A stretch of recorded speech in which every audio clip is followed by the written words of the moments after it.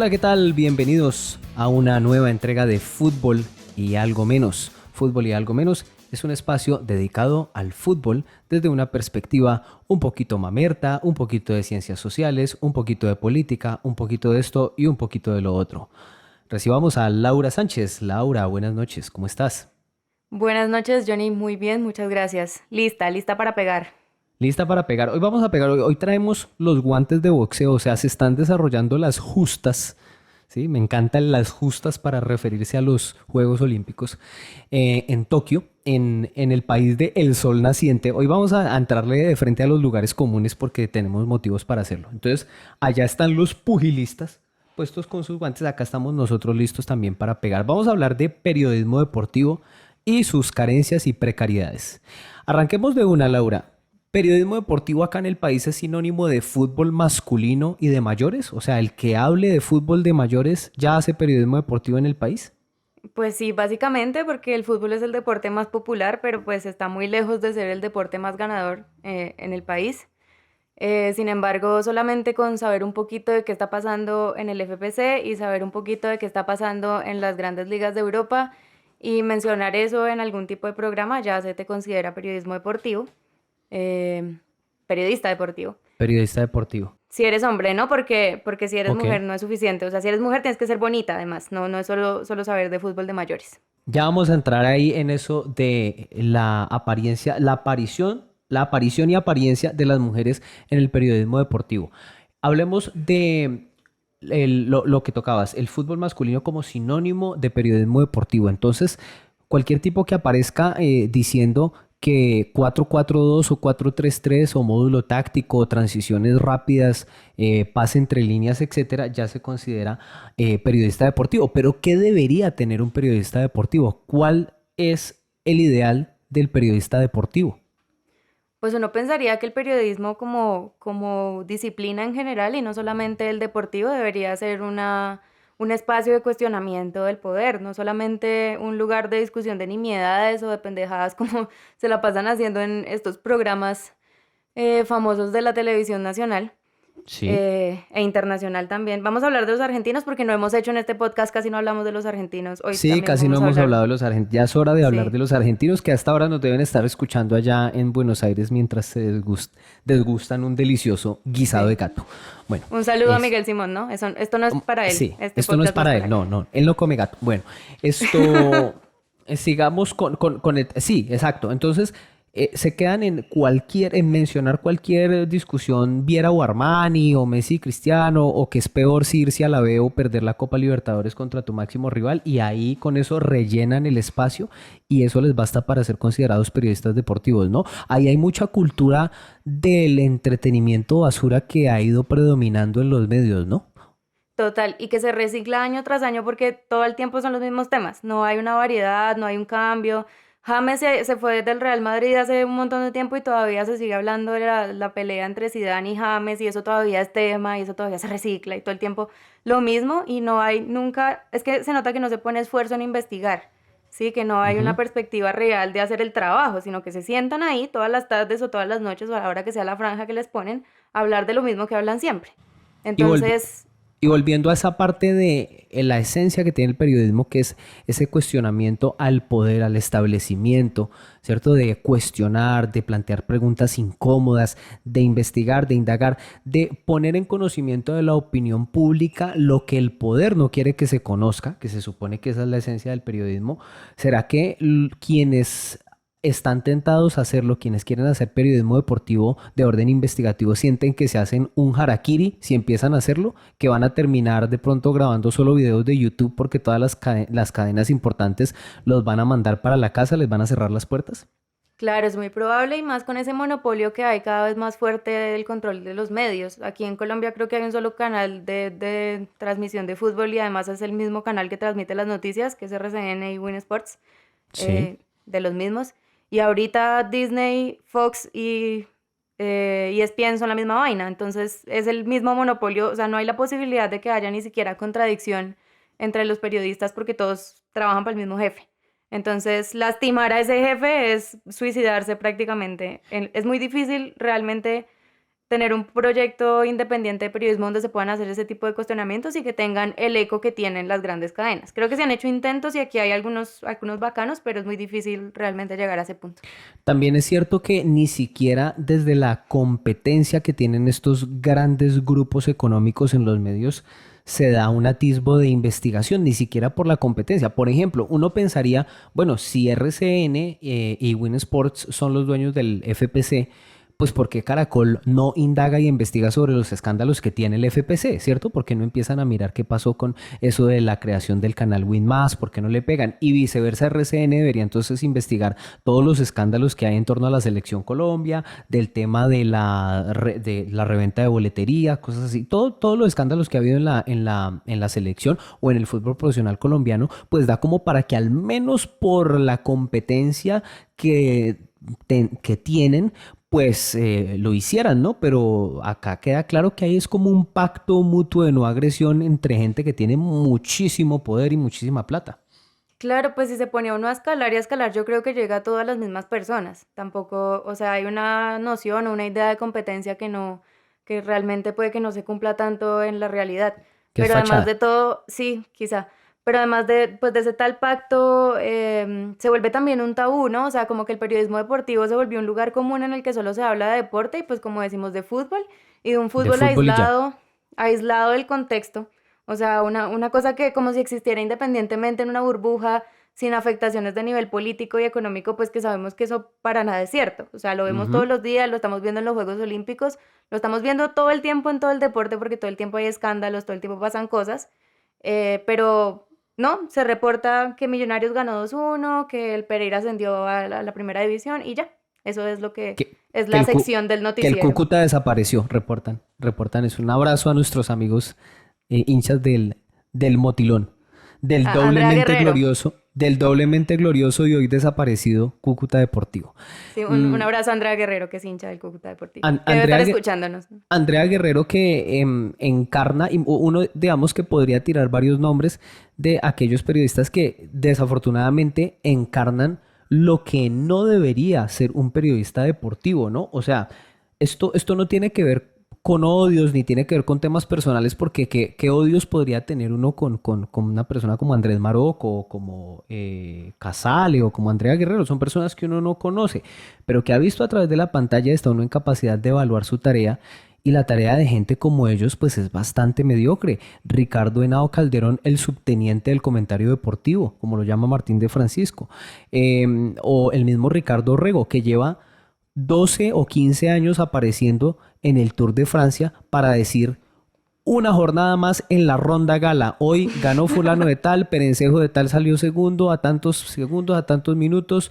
Los aficionados colombianos que no faltaron, nos despedimos desde acá. Son las 3 de la tarde aquí en París y hasta luego. Y ya, o sea, se ha institucionalizado la mediocridad a partir de estos personajes que ofrecen poquito y nada en pantalla. Andrea Guerrero se la pasa pegada al WhatsApp porque el periodismo de provincia del que ella se hace amiguitos, si se hace amigo de los periodistas deportivos de provincia, le van subiendo, le van pasando por WhatsApp los chismes y ella a partir de lo que ve en WhatsApp pues va haciendo el programa. Es una falta de profesionalismo evidente. Ha salido pues alcoholizada en las transmisiones. Falta de profesionalismo tremenda. Imagínate nosotros haciendo este podcast borrachos. Entonces, digamos que hay mucha gente ahí que ha denigrado la profesión a partir de sus actitudes y de su actuar ante las cámaras. Sí, totalmente. Hay una cultura de la falta de trabajo, yo siento. O sea, parece que con el mínimo esfuerzo logran salir en televisión y decir las pendejadas que dicen y tener un eco tremendo. O sea, se les replica todo lo que está ahí. Y al Sí. contrario de lo que uno creería, porque cuando una persona hace un mal trabajo pues en su campo laboral o lo que sea, pues normalmente es castigada, en este caso son premiados. Y entonces ¿Lo Andrea echan? Guerrero Sí, dirige un exacto. programa en ESPN, en lugar de que la echaran ahora, dirige un programa. Ujú, Y exacto. ese tipo de cosas, y pues lo que tú dices de Ricardo Rego, si ese man lleva más tiempo cubriendo el Tour de Francia de lo que yo llevo viendo ciclismo y yo entiendo mucho más de ciclismo que él, porque me he dado la tarea de investigar, o sea, es solamente ponerse uno a prestarle atención a lo que está pasando y a buscar en Google cuando no entiende alguna cosa, realmente no es De tan acuerdo. difícil. No es tan No es tan difícil, no es tan difícil y el difícil. fútbol no es tan difícil tampoco, o sea, lo venden también y hay, bueno, otro tema para hablar pero hay un montón de vendehumo dentro del periodismo que hacen ver el fútbol como una ciencia complicada, como una cosa ahí, mejor dicho, que solamente los iluminados podrán entender y gracias a Dios está el periodista ahí que te lo traduce, cuando en la vida real pues no es así, o sea, no es tan difícil, no es algo que sea incomprensible. Ahí hay una Y como la Y que va agarrando uno cuando llega, cuando viene por el Magdalena Medio y está la Y, y si uno agarra para un lado lo lleva para Bucaramanga y si agarra la otra lo lleva para Medellín. Llegamos a esa Y del Magdalena Medio y quisiera primero explorar uno de los dos caminos. Vamos a hablar de las mujeres como fetiche en el periodismo deportivo, pero también vamos a hablar de esos epistemólogos del fútbol que nos quieren vender un discurso perfumado y grandilocuente para tratar de confundir a las audiencias y vender una apariencia cosmética de científicos ahí en el periodismo de fútbol. Hablemos primero de la presencia de las mujeres. Yo recuerdo mucho que había un programa deportivo que se llamaba Tribuna Caliente que dirigía Javier Hernández Bonet, otro señor que ha hecho su carrera nada más por la fluidez de su discurso y el buen registro que tiene de su voz. Es un locutor bueno que tiene hoy a su cargo la dirección de Deportes de Caracol. Pero bueno, otro tema. Ese programa, Tribuna Caliente, tenía la presencia de Mari Méndez, la presentadora que hace algunos programas de farándula. Y, y en aquel momento ella era vendida como una figura completamente erotizada y sexualizada. Y decían incluso que si la tribuna no está lo suficientemente caliente, entonces llega aquí Mari con su escote y con su falda y todo esto. ¿Qué nos puedes decir tú de ese rol que le han impuesto a la mujer? En principio, ahora como que está un poquito algo de transición ahí, ¿no? Hay mucho Sí, todavía, pero ha empezado como a deconstruirse un poquito el tema. ¿Tú cómo lo ves? se está transformando lentamente, yo creo, pues eso va a ser un tema de muchísimo, muchísimo tiempo, Eso va a fuego pero lento. es un arroz en bajo.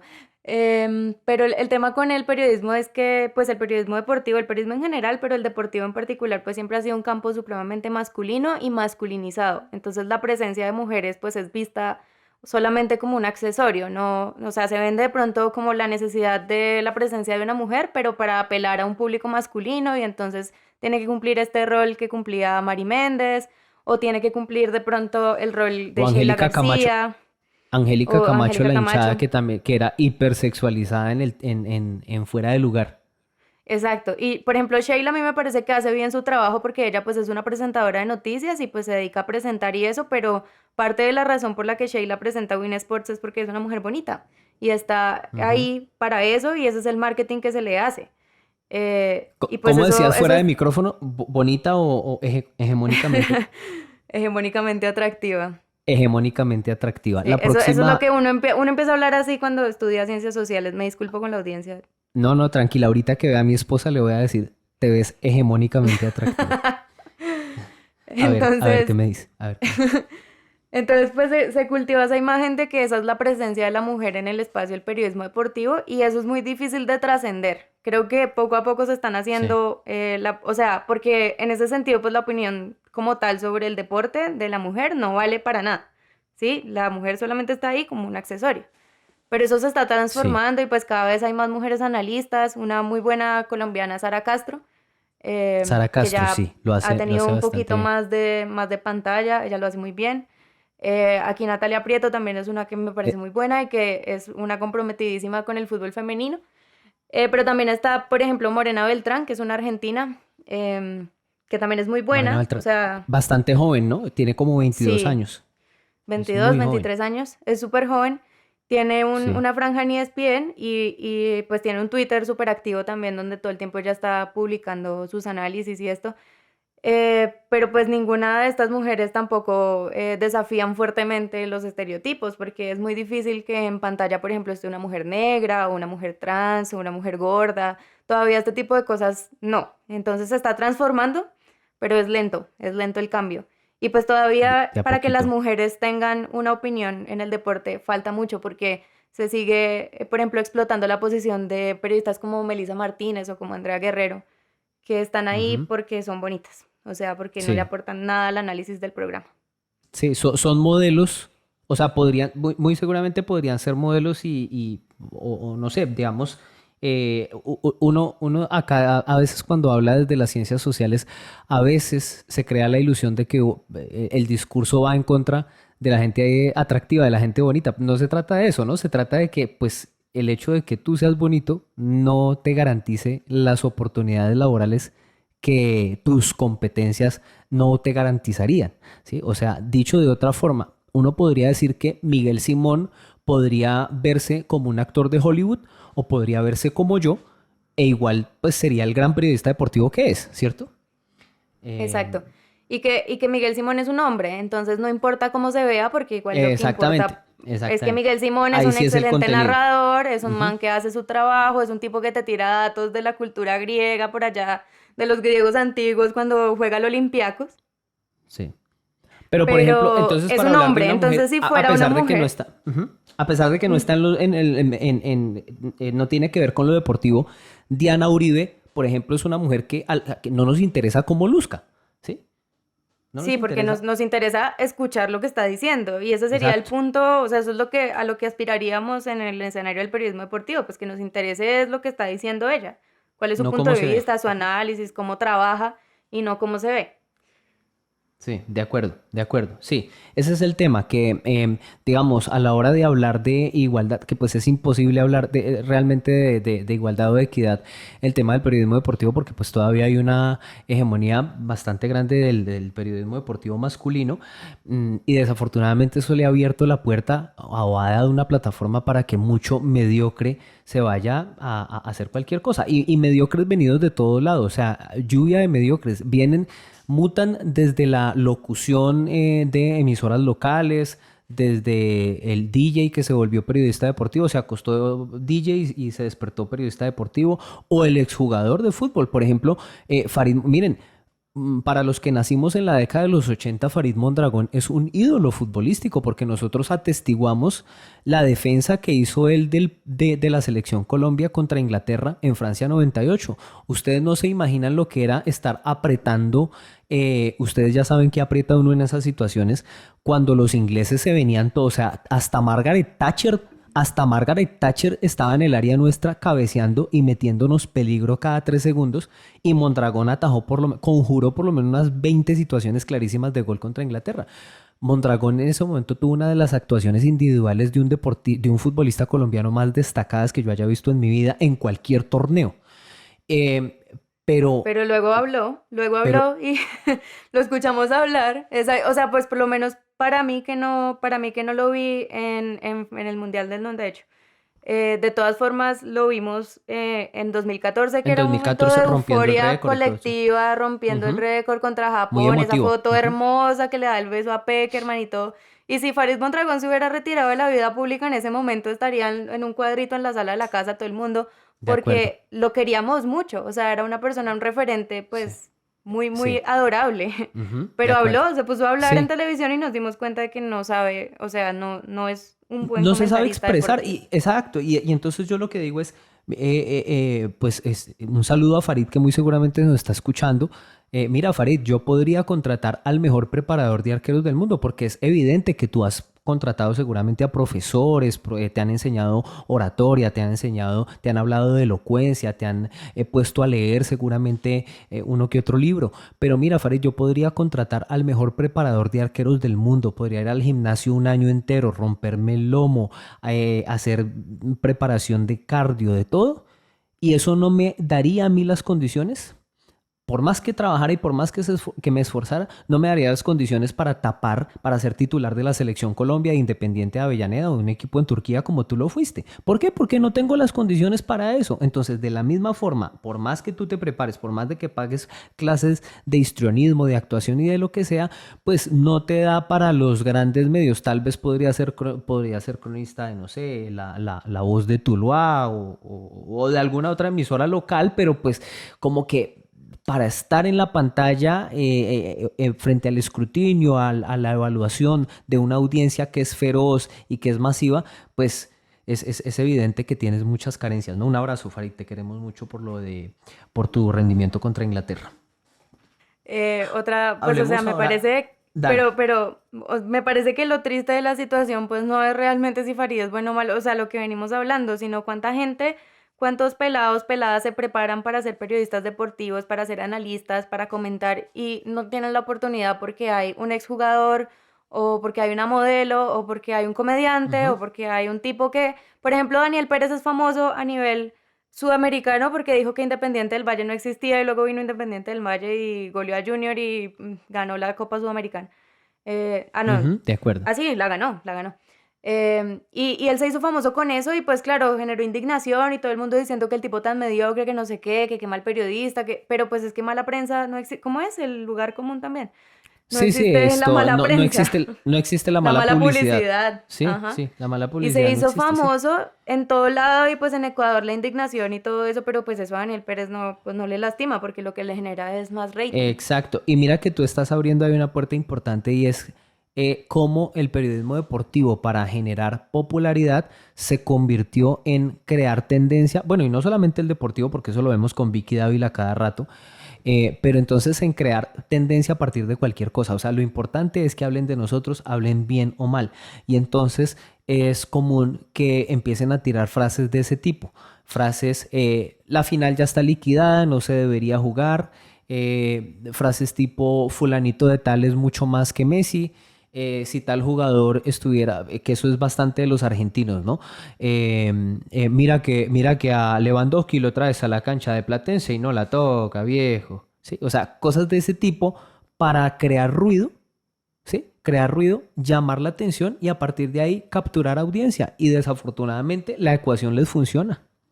Es La cierto, sí, ecuación no, les funciona. totalmente porque o sea, la audiencia está, uno los conoce porque ese tipo de cosas llegan a tus oídos porque sí, simplemente Ujú. porque causaron polémica, escándalo, porque dijeron cualquier bobada, entonces ya eso se regó por todo lado y a veces uno, o pues por lo menos yo me he llegado a cuestionar, quiero, o sea, quiero criticarlo, pero al mismo tiempo quiero no darle amplificación porque al final al patrocinador lo que le Exacto. interesa Ujú, es cuántas menciones tiene eso en redes sociales o ujú. cuánta gente prendió el televisor para mirar, así sea una pendejada, una idiotez lo que estás diciendo.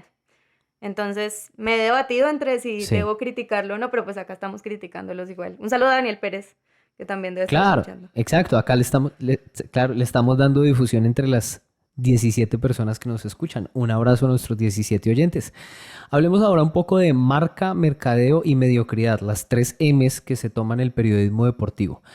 Mm, El Gol Caracol, por ejemplo, ha logrado construir un imperio económico a través de la Selección Colombia. Ha instrumentalizado la Selección Colombia para generar dividendos económicos, para crear casi que uno de los aparatos mediáticos más poderosos, una de las marcas mediáticas más poderosas de Latinoamérica es el Gol Caracol, sin duda alguna.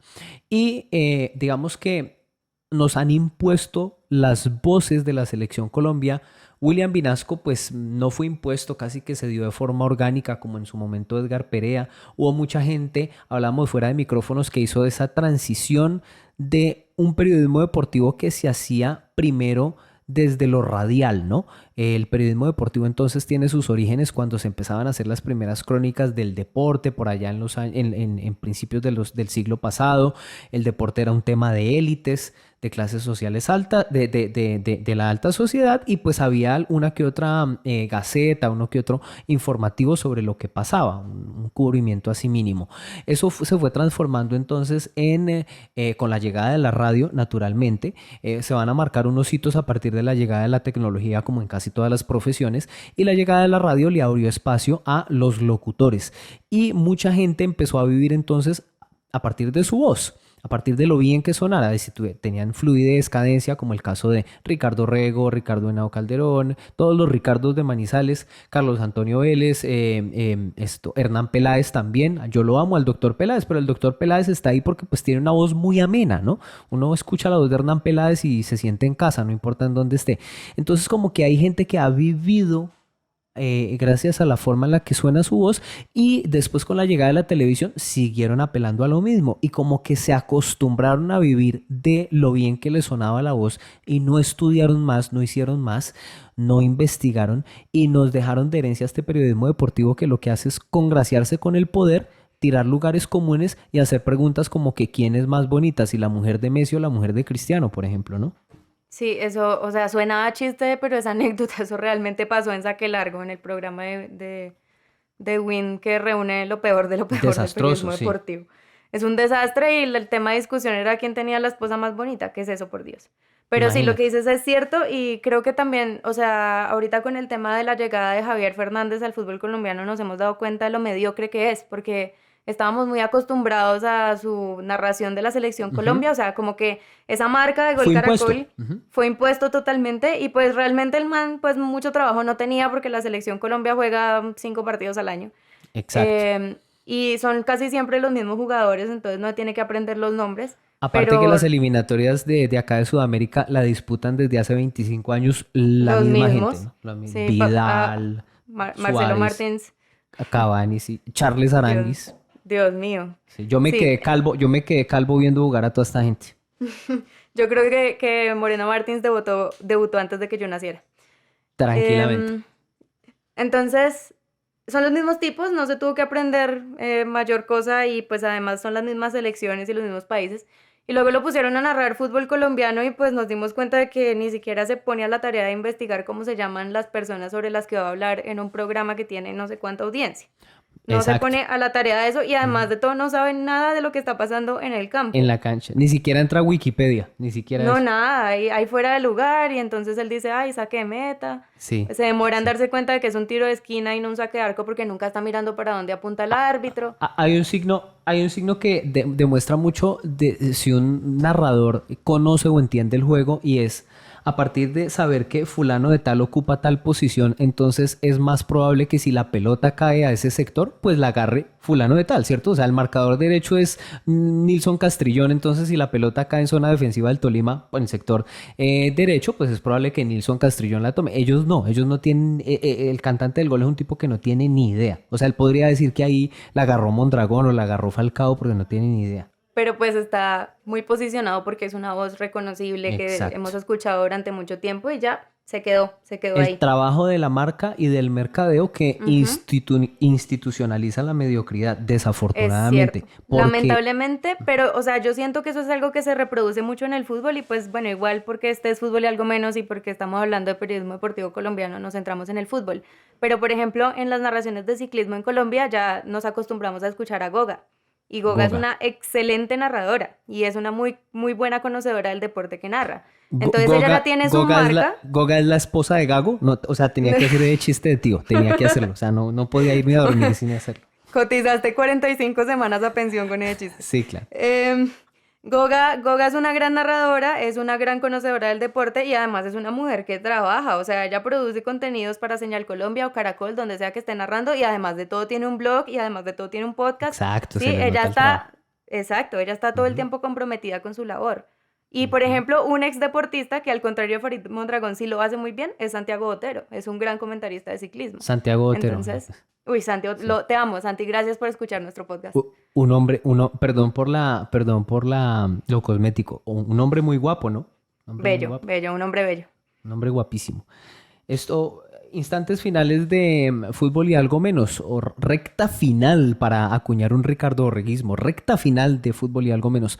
Deporte y política, ¿por qué será que el César Augusto Londoñismo se ha institucionalizado y entonces no se puede hablar mal del poder, ¿no? César Augusto Londoño es una persona que jamás critica a la FIFA. Si la FIFA dice que se va a jugar un mundial con 58 selecciones, el primero en decir que está de acuerdo. Si la FIFA dice que se va, que si la DIMAYOR dice que ahora el torneo se va a jugar a puerta cerrada y con un canal super premium que va a valer 2 millones de pesos la mensualidad contratarlo, él se muestra de acuerdo y te lo justifica por qué.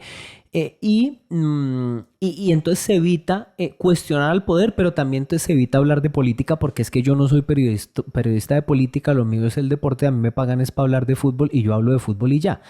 ¿Tú por qué crees que pasa eso? ¿Por qué digamos, por qué pasa tanto eso en el periodismo deportivo colombiano? Si es imposible desligar la situación política de cualquier cosa. Sí, política y en todo, ¿no? Pero un poco como Política y en hablábamos todo. al comienzo, creo que se volvió este lugar común, ¿no? Las transmisiones de periodismo deportivo, de que el deporte es una cosa aislada de todo lo demás. Excepto para preguntarse si es más bonita la esposa de Messi o la de Cristiano, ¿no? Exacto. Pero se volvió, pues primero yo creo que es eso, como que se les imposibilita cuestionar al poder y tienen que un poco frenarse si quieren tener el eco, pues la carrera profesional como periodistas deportivos. pero además de todo, pues piensan que el deporte se puede entender así, y es muy difícil entenderlo así. Creo que cada vez más con la exposición a redes sociales y con la posibilidad que tienen ahora los atletas de tener una cuenta de Twitter o de Instagram donde pongan lo que piensan, Exacto. cada vez eso está más presente en la vida. Ujú, Esta semana solamente que acaban de empezar los Juegos Olímpicos, las gimnastas del equipo alemán están compitiendo con un uniforme que les llega hasta el tobillo en forma de protesta ujú. contra la sexualización de las gimnastas, y el equipo El de equipo balón de playa o voley playa, no me acuerdo, vóley playa de Noruega, de sí. Noruega, Ujú. también está, de hecho les pusieron una sanción porque jugaron con shorts y pues según las normas tienen que jugar con un bikini que no puede tener más de 10 centímetros de ancho. Y Pero ellas ¿por están qué? O sea, sí. protestando. No, pues ¿por qué? Porque es un producto de consumo para los hombres, por Entonces, nada más, exacto, para los hombres exacto, heterosexuales. exacto. Entonces, ahí hay dos protestas claras y certeras contra el machismo, contra Ujú, la misoginia y contra la sexualización de las deportistas. ¿Y dónde está eso? En el reportaje que se hace de Juegos Olímpicos en medios oficiales. ujú, de acuerdo. Eso, los atletas que protestan contra el racismo, por ejemplo, que se Sí. arrodillan, tanto que se volvió un lugar común, ¿no? Pero en un comienzo los futbolistas que se arrodillaban contra el racismo fue un escándalo. Ujú, sí. Em, a Kaepernick, es que se llama el jugador de fútbol americano, lo sancionaron y todo. Em, ¿Dónde está eso? ¿Sí? Claro, ¿Dónde está eso? poco ¿Dónde se está, habla por de eso. ejemplo, las campeonas mundiales de fútbol, que son las gringas? Han hecho una pelea también para el reconocimiento y la inclusión de los atletas LGBTI dentro del deporte y en especial dentro del fútbol. ¿Y dónde está eso? Ujú, Entonces sí. se pretende que el deporte sea una cosa ahí aislada de la realidad, y pues por eso es que se piensa que no se tiene que apoyar el deporte femenino o no se le para bola a los juveniles o sea, un atleta que es censurado por, no sé, por ejemplo, como le pasó a Osil por sus comentarios, pues como en el ámbito político eso no se menciona, no se Sí, habla nunca más allá de que se reporta la noticia ya. exacto. Nos despedimos diciendo que este podcast, quienes hacen este podcast, pueden dormir un poquito más tranquilo de lo que duermen, sabiendo que gente como Luis Carlos Vélez sabe que en Twitter la gente lo detesta y lo desprecia, porque las redes sociales son, pese a que son una cloaca, son el tribunal de la gente en la que la verdad solita va apareciendo. Un abrazo a todos, gracias por escucharnos. Gracias, Laura. Que tengan una buena noche.